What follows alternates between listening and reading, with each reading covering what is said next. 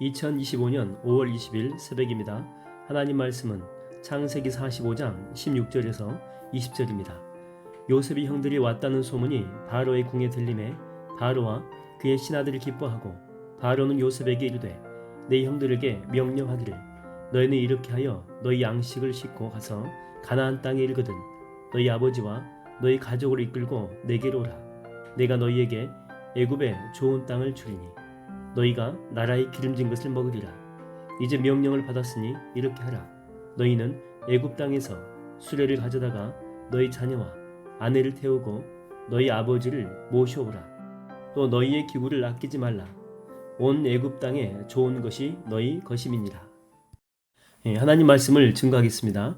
우리가 이렇게 가정 안에서 남편이 아내에게라든지 혹은 아내가 남편에게 있는 소리 없는 소리를 이렇게 속에 있는 말을 다 할 수 있죠.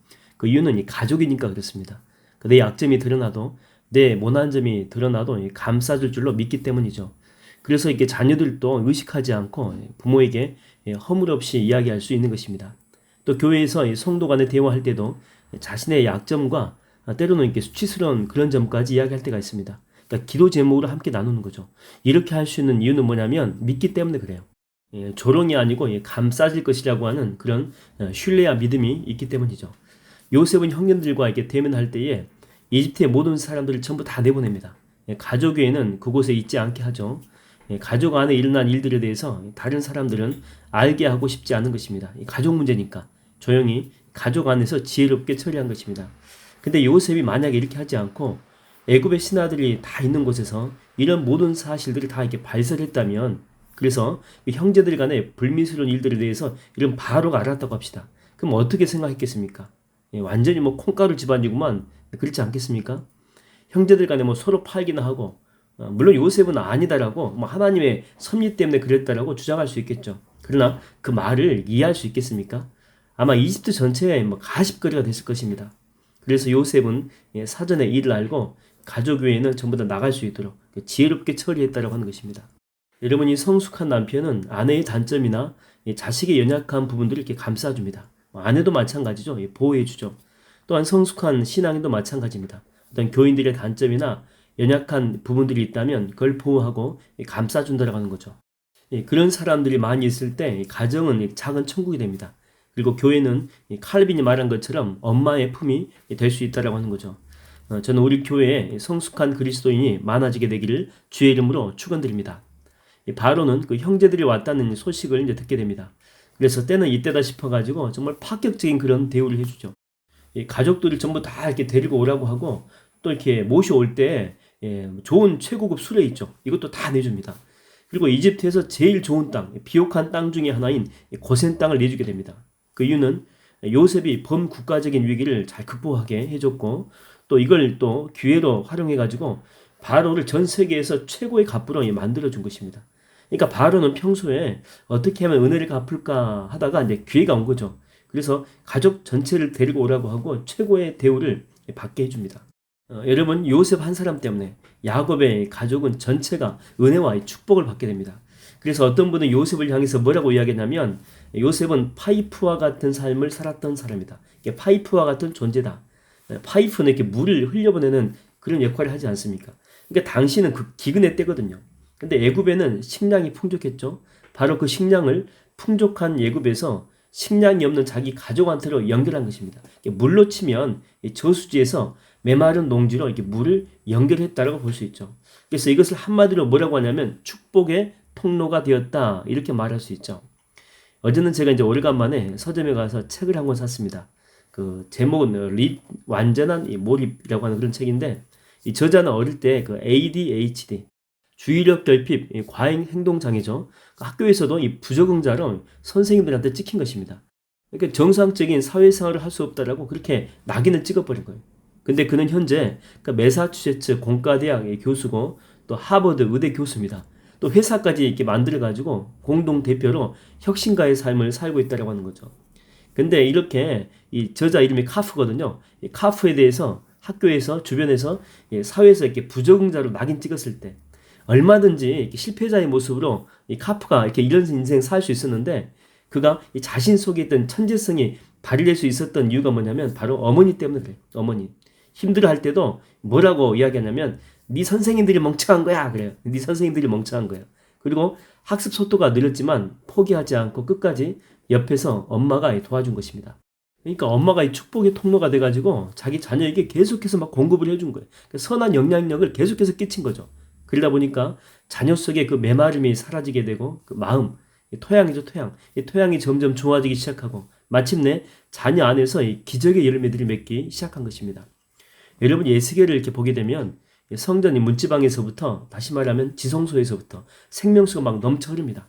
그 물이 막 흘러가니까 나타난 반응이 뭐냐면 일단 죽었던 땅이 회복이 되죠. 그래서 과실수가 자라고 철마다 또 새로운 열매가 맺고 또 그 이파리 같은 경우는 약재로 쓰게 됩니다.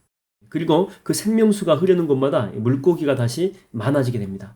심지어 그 사이 바다는 원래 죽은 바다거든요. 염분이 많기 때문에 생명 자체가 살 수가 없습니다. 근데 그곳까지 생명이 넘치는 곳으로 바뀐다고 하는 것입니다. 바로 이 축복의 환상의 통로가 된 사람이 누구냐면 바로 에스겔 선지자예요.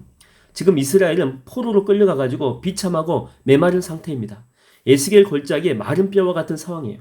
근데 하나님께서 이 환상을 에스겔한테 보여주시면서 다시 회복할 수 있다고 이스라엘 백성들한테 선포하라고 하는 거예요. 그 선포를 들은 포로로 끌려간 그래서 마음이 상해 있는 이스라엘 백성들이 얼마나 큰 위로가 되었겠습니까? 바로 에스겔은 이스라엘 사람들에게 축복의 통로가 된 것입니다. 여러분 하나님은 여러분들이 축복의 통로가 되기를 원하십니다. 그래서 여러분들의 주변 사람들이 여러분 때문에 다시 소망을 갖게 되고 또 힘을 얻게 되고 주님이 함께 하잖아. 걱정하지 마. 다시 회복될 거야. 막 축복으로 위로하고 격려하는 것입니다. 여러분의 메시지를 듣는 사람마다 다시 새 힘을 얻고 일어서게 되는 거죠. 저는 오늘 하루 여러분들이 누구를 만나든지 요셉처럼 에스겔처럼 또 예화에 나오는 어머니처럼 그 사람의 연약함과 메마름을 채워주는 축복의 통로가 되기를 주의 이름으로 축원드립니다.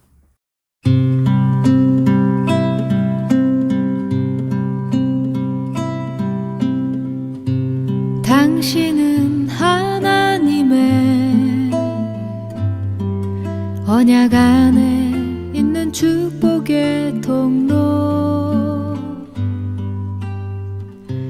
당신을 통하여서 열방이 주께 돌아오게 되리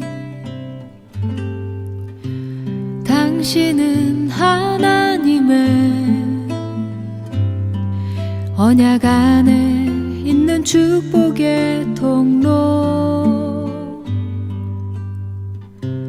당신을 통하여서 열방이 주께 예배하게 되리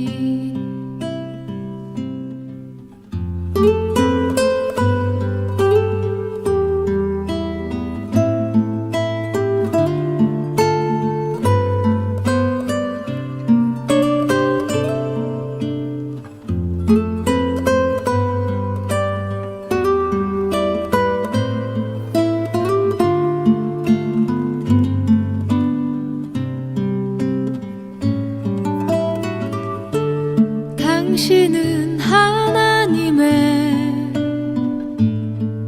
언약 안에 있는 축복의 통로 당신을 통하여서 열방이 주께 돌아오게 되리 당신은 언약 안에 있는 축복의 통로 당신을 통하여서 열방이 주께 예배하게 되리 당신을 통하여서 열방이